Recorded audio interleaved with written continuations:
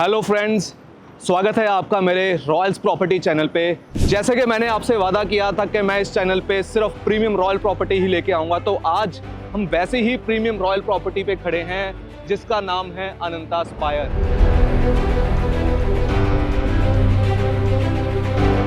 अनंता group का एक ही मोटो है, एक टाइम पे एक ही प्रोजेक्ट करना, उस प्रोजेक्ट को कंप्लीटली एक ही गो के अंदर डिलीवर करना with all the amenities, all the facilities, ताकि जब आप उस प्रोजेक्ट पे रहने आए, उस प्रोजेक्ट की सारी अमेनिटीज और फैसिलिटी आप पहले दिन से ही एंजॉय कर पाए।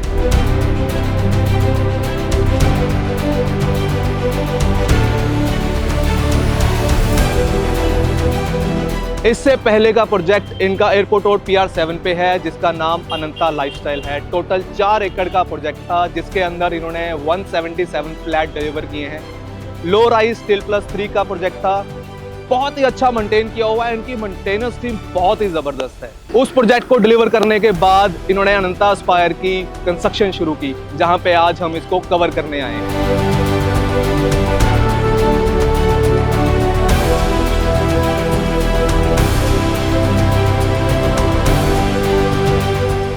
यस, अनंता स्पायर। आपने सोशल मीडिया पे इनकी बहुत सारी वीडियोस देखी होंगी, इनके सैंपल फ्लैट की, इनके एग्जैक्ट फ्लैट की और कंस्ट्रक्शन साइट की। इसको तो हम कवर जरूर करेंगे, लेकिन इस वीडियो के अंदर आज हम वो सारी क्वेरी सॉल्व करेंगे जो हमारे माइंड में आती हैं। यस, हो सकता है आपने इस प्रोजेक्ट पे विजिट किया हो, आपके मैक्सिमम क्वेरीज सॉल्व हो चुकी हो सकता है कुछ रह भी गई हो, या घर जाके आपके माइंड में आई हो, या आप इस प्रोजेक्ट पे विजिट का प्लान कर रहे हैं, तो ये वीडियो आपके लिए ज़रूरी है, ताकि आप इस प्रोजेक्ट पे जब आएँ सिर्फ लेने के मकसद से आएँ, बाकी सारे क्वेश्चन, क्वेरीज और डाउट ना लेके आएँ। आइए आज हम वो सारे क्वेश्चन और क्वेरीज सॉल्व करने के लिए मिलते हैं इस प्रोजेक्ट के VP मिसेस अंबिका जी से। तो आज हम मिल रहे हैं इस प्रोजेक्ट के vice president sales Mrs Ambika ji से। तो हम वो सारे क्वेश्चन, क्वेरीज और डाउट उनसे हम पूछते हैं कि उनके क्या व्यूज़ हैं इन क्वेश्चंस के ऊपर।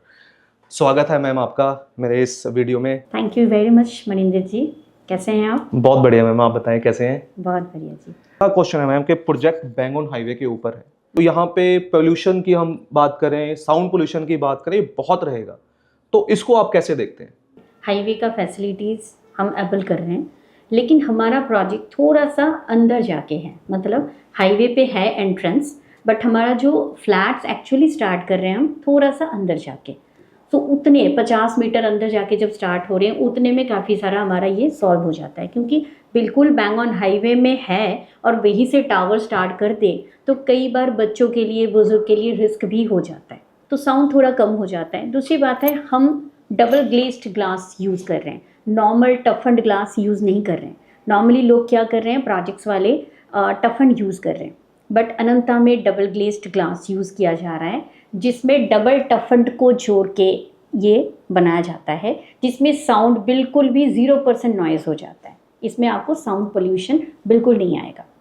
सेकंड क्वेश्चन मेरा रहेगा लोकेशन के ऊपर। पीक आवर्स में रश बहुत होता है, इसको हम किस तरह से देखते हैं? मैं इसको ऐसे देखती हूँ कि मुझे हाईवे पे रहना है, मैं प्राउड फील करूँगी मेरा घर हाईवे पे है, तो थोड़ा बहुत पेन तो लेना पड़ेगा, और वो भी कितना, पूरे दिन में मैं श्योर हूँ आधा घंटा से ज़्यादा नहीं, जो पिक आवर्स होता है दिन में एक बार, शाम को एक बार, वो आप कोई भी इम्पॉर्टेंट रोड पे चले जाएं, जैसे मैं 82 मोहाली का बात करूं, चंडीगढ़ का बात करूं, जो आपका कोई भी ऐसे इम्पॉर्टेंट रोड है जहाँ से ही लोगों को अपने घर या ऑफिस के टाइम ऑफिस जाना है, तो उसी रोड को एबल करना पड़ता है, तो वहाँ पे थोड़ा रश तो होगा, लेकिन उसमें सारा सिस्टमेटिकल वे में चलता है, क्योंकि नेशनल हाईवे है तो लाइट्स है, सिग्नल है, तो वो सारा कुछ इस सारी चीज़ों को कंट्रोल कर देते हैं। ज़्यादा से ज़्यादा आपका 10 मिनट ख़राब होगा, इससे ज़्यादा नहीं, मैं श्योर हूँ।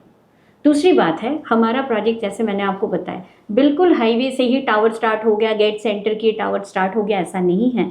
हाँ, रश है, पीक आवर में रश है, इसका रीज़न है हमारे ऑपोजिट में गोपाल स्वीट्स एंड वही है हाई ग्राउंड रोड, जहाँ अंदर जाके बहुत सारे प्रोजेक्ट्स हैं जो अभी भी लोग रह रहे हैं एंड आगे भी लोग रहने वाले हैं, तो वो रश भी यही से हो जाता है, इसलिए ऐसा लगता है। बट हमारे ऑपोजिट में एक प्रोजेक्ट आ रहा है, कमर्शियल प्रोजेक्ट, जहाँ पे एक रोड बन रहा है 40 फीट्स का, अगर आप चाहे तो आप वो देख सकते हैं। सो आगे जाके मुझे लगता है 1 साल में ये रश और कम हो जाएगा, जबकि अंदर वाले सारे प्रोजेक्ट्स के जो रेजिडेंट्स हैं वो उसी रोड को एबल करना पसंद करेंगे, वो इस जगह पे आना पसंद नहीं करेंगे। हाँ, और एक है कि PR7 वाला जो रोड है वहाँ से भी जो सेक्टर 21 पंचकूला को कनेक्ट कर रहा है ना, कुछ रश तो उधर भी PR7 से बाहर से जो लोग हैं वो बाहर से ही निकल जाएंगे। सो इस रोड का जो लोड है वो काफ़ी हद तक कम हो जाएगा फ्यूचर में, मुझे ये लगता है। और नेशनल हाईवे पे रहने का मज़ा वो तो है ही है कि आप जब अपने प्रोजेक्ट से निकल रहे हैं तो आपके पास पहले स्लिप रोड है, फिर आप हाईवे पे जा रहे हैं।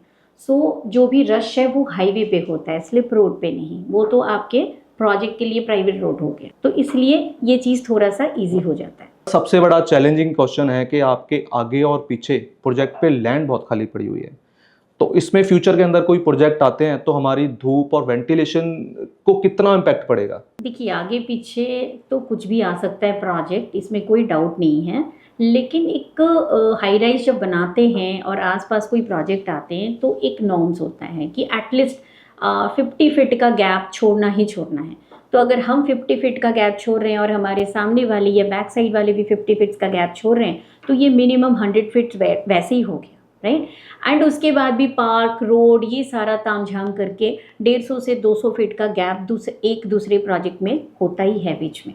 सो दैट इसमें कोई टेंशन वाली बात है नहीं है, क्योंकि धूप एंड लाइट, रोशनी जो भी है वो ऊपर से आना है, ऐसा नहीं है कि सामने से वो ब्लॉक हो जाएगा। सो 150 फीट 200 फीट गैप बहुत होता है धूप आने के लिए एंड क्रॉस वेंटिलेशन के लिए। सो इसमें कोई प्रॉब्लम मुझे नहीं लगता है फ्यूचर में आ सकता है। सबसे इंपॉर्टेंट क्वेश्चन यही दिमाग में आता है बायर के, जब वो अंडर कंस्ट्रक्शन प्रॉपर्टी प्लान कर रहा होता है कि इस प्रोजेक्ट की डिलीवरी उसको कब मिलेगी। तो मैम यही जानना चाह रहा हूँ कि आपके प्रोजेक्ट की डिलीवरी कब हो रही है? अनंता का उसूल है कि ऑलवेज ये टाइम से पहले डिलीवर करते हैं प्रोजेक्ट। जैसे मैं अनंता लाइफस्टाइल का बात करूं तो लगभग 6-8 मंथ्स पहले ही हमने डिलीवर कर दिए थे। अनंता होम्स भी हम टाइम से पहले डिलीवर किए थे। सो अनंता एस्पायर भी होपफुली हम 2025 दिसंबर का टाइम है हमारा एज पर रेरा, कंप्लीट प्रोजेक्ट का with all amenities, with park, with club house, right. लेकिन हम उसके पहले ही पोजीशन स्टार्ट कर देंगे कि 2025 दिसंबर तक हम कंप्लीट प्रोजेक्ट सबको दे पाए। सबसे बड़ा चैलेंज जो आने वाले प्रोजेक्ट के ऊपर होने वाला है वो है पार्किंग। तो अपने इस प्रोजेक्ट के ऊपर पार्किंग किस तरह से हमने सेटल की हुई है और कितनी गाड़ियों की पार्किंग हमने स्पेस दी हुई है? देखिए, पार्किंग को अगर पहले दिन से ही हम समझ के चलें कि इतने हमारे फ्लैट्स बन रहा है, सो दैट हर बंदे के पास अगर लग्जरी प्रोजेक्ट है तो मिनिमम 2 कार्स तो है ही है। तो उसका प्लानिंग अगर डे 1 से हम लेके चलते हैं तो कोई प्रॉब्लम नहीं है। अनंता वाले ये प्लानिंग पहले दिन से लेके चलते हैं। अगर मैं अनंता एस्पायर का बात करूं तो टोटल 440 अपार्टमेंट्स आने वाला है, जिसमें एटलीस्ट 1000 प्लस कार पार्किंग हम दे रहे हैं। और क्यों दे पा रहे हैं? क्योंकि हमने स्पेस को ऐसे ही यूटिलाइज किए हैं। सो हमारे पास 3 टाइप्स ऑफ कार पार्किंग है: basement car parking, stilt car parking and shaded, surface में shaded car parking. So 3 types of car parking होने के कारण हम बहुत अच्छे से 1000 प्लस कार पार्किंग दे पाए कस्टमर्स को। एंड उसमें भी 100 कार पार्किंग अलग से हम गेस्ट के लिए रख रहे हैं कि गेस्ट अगर कोई आए तो रेजिडेंट्स की कार पार्किंग में रखने का ज़रूरत ना पड़े। तो हमने ऐसे पहले दिन से ही इसका प्लानिंग की है। बहुत बहुत शुक्रिया मैम आपका हमें टाइम देने के लिए। Thank you so much. All the thank you very much. आइए अब हम मिलते हैं इस प्रोजेक्ट के वाइस प्रेसिडेंट मिस्टर विवेक करोल जी से, जिनका टोटल 30 साल का एक्सपीरियंस है कंस्ट्रक्शन लाइन में। इनसे मिलने का मकसद एक ही है कि हम कंस्ट्रक्शन देखते तो ज़रूर हैं कि इसकी कंस्ट्रक्शन इस लेवल की है, बट उस कंस्ट्रक्शन के अंदर क्या एक्चुअल के अंदर जा रहा है और कैसी कंस्ट्रक्शन होनी चाहिए। तो आज हम मिल रहे हैं मिस्टर विवेक जी से, तो देखते हैं कि उनके क्या व्यूज़ हैं कंस्ट्रक्शन को लेके। आपका स्वागत है मेरी वीडियो के अंदर Vivek sir. Thank you so much जी। ठीक है, सबसे पहले तो जैसा आपने कहा कि 30 साल का एक्सपीरियंस है, तो मेरा डाइवर्सिफाइड एक्सपीरियंस है हॉस्पिटैलिटी इंडस्ट्री का, रियल एस्टेट का, एजुकेशनल इंस्टीट्यूशंस एंड इंडस्ट्रियल। क्योंकि मैंने हॉस्पिटैलिटी में काम किया है तो आई नो कि क्वालिटी कितना मैटर करती है। जो माइवन कंस्ट्रक्शन है वो it is known for its heightened earthquake resistance. ये एक मोनोलिथिक स्ट्रक्चर बनता है। बहुत सारे प्लेयर्स यहाँ पे माइवन कंस्ट्रक्शन कर रहे हैं, मैं किसी के ऊपर कमेंट नहीं करूँगा, बट हमारा डिफरेंट कहाँ है। माइवन कंस्ट्रक्शन में जो मैटर करता है verticality of the building, levels, ये बहुत ज़्यादा मैटर करते हैं। तो इस चीज़ को करने के लिए we have the latest equipment with us, जहाँ हम हर स्लैब के बाद we check the verticality of the building. नहीं तो कई आप नोटिस करोगे कई जगह टिल्ट हो रखी है बिल्डिंग्स, 10 to 20 mm भी टिल्ट होती है, बट वो पता नहीं चलता है, बट इट टिल्ट्स। हमारे यहाँ पे ऐसा बिल्कुल भी नहीं है। दूसरा, हम क्वालिटी स्टैंडर्ड्स, हमने हर चीज़ के SOP मेंटेन किया है। हालांकि जो स्टील भी आता है वो भी हम उतारते तब हैं जब उसकी पूरी क्वालिटी चेक हो जाए। We get it check from the laboratory, उसका वेट भी चेक करेंगे, सारे केमिकल प्रॉपर्टीज, फिजिकल प्रॉपर्टीज, उसके बाद ही उतारते हैं। अगर फेल हो जाए वो तो हम we don't use that steel.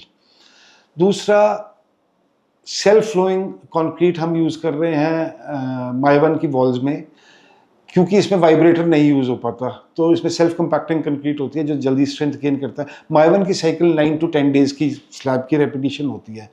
तो जो हमारा डिज़ाइन मिक्स होता है दैट इज़ वेरी इंपॉर्टेंट। वो हम 3 या 4 दिन में स्ट्रेंथ गेन कर पाएंगे कि नहीं, क्योंकि 4 दिन बाद हम शटरिंग खोल देते हैं उसकी।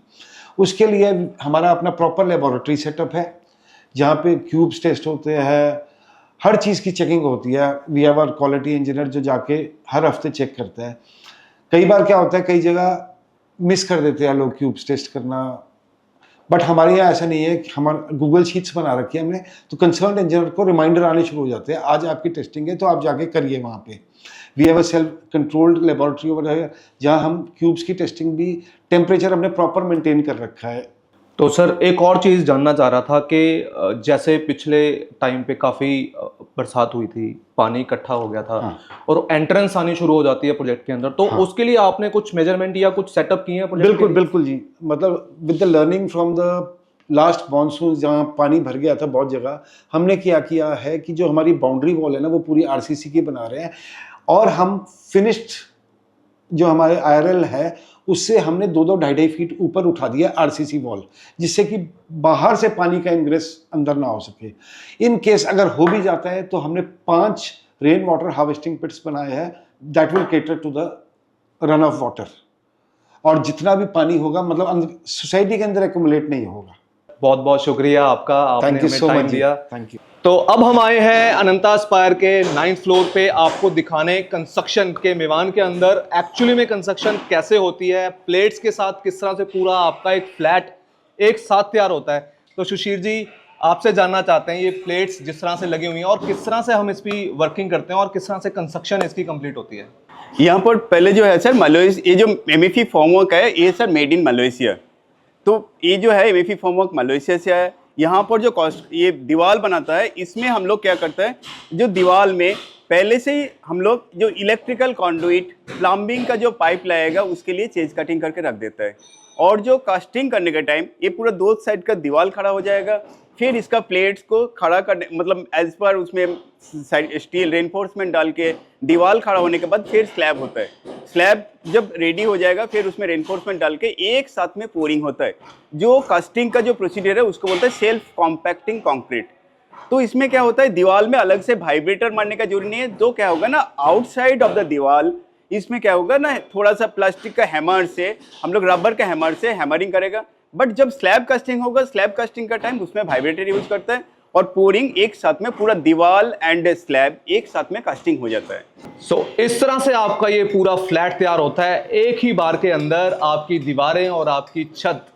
तो इसी का नाम है मेवान टेक्नोलॉजी। तो आज हम आपके लेके आए थे इस 9th फ्लोर से अनंता स्पायर से कंस्ट्रक्शन कास्टिंग। तो ये था अनंता स्पायर पे मेरा पूरा वीडियो, जिसमें आज हमने कवर किया है इसकी कंस्ट्रक्शन क्वालिटी और आपके डाउट। अनंता स्पायर आज का सबसे हॉट सेलिंग प्रोजेक्ट है। इसके कुछ खास फीचर इसको बाकियों से अलग बनाते हैं, जैसे कि हाईवे का प्रोजेक्ट होते हुए भी हाईवे से हटके है। ड्यूल कोर, एक टावर पे 2 ही फ्लैट हैं, जिससे आपके फ्लैट की वेंटिलेशन, धूप एंड हवा बहुत ही अच्छी रहती है। इसकी कंस्ट्रक्शन क्वालिटी, सारे लैब टेस्ट होने के बाद ही इसकी कंस्ट्रक्शन में वो सारा मटेरियल लगता है जो आपके फ्लैट को मजबूत बनाता है। Specially for pet lovers, pet zone अलग बनाया हुआ ताकि आपके पेट भी उस गार्डन में एंजॉय कर पाएं। स्पोर्ट्स अरीना पार्क जोन से अलग है, जिससे कि स्पोर्ट्स लवर अपना फुल एंजॉय कर पाएं बिना किसी को डिस्टर्ब किए हुए, और पार्क के अंदर जो भी एल्डर हैं वो अपना एंजॉय कर पाएं पीसफुली। और सबसे इम्पॉर्टेंट, पार्किंग स्पेस। फ्यूचर में कभी भी पार्किंग का इशू नहीं आएगा। तो आप भी विजिट कीजिए और अपनी घर की तलाश को अनंता स्पायर पे खत्म कीजिए रॉयल्स प्रॉपर्टी के साथ। अगर आप भी इस प्रॉपर्टी पे विजिट करने का प्लान कर रहे हैं तो दिए गए नंबर पे व्हाट्सएप या कॉल करके अपनी विजिट बुक जरूर करा लीजिएगा। हर वो सर्विसेज जैसे कि best price, then documentation, loan processing, flat possession, उसकी रजिस्ट्री और इलेक्ट्रिसिटी मीटर तक हमारी टीम आपका पूरा हेल्प करेगी।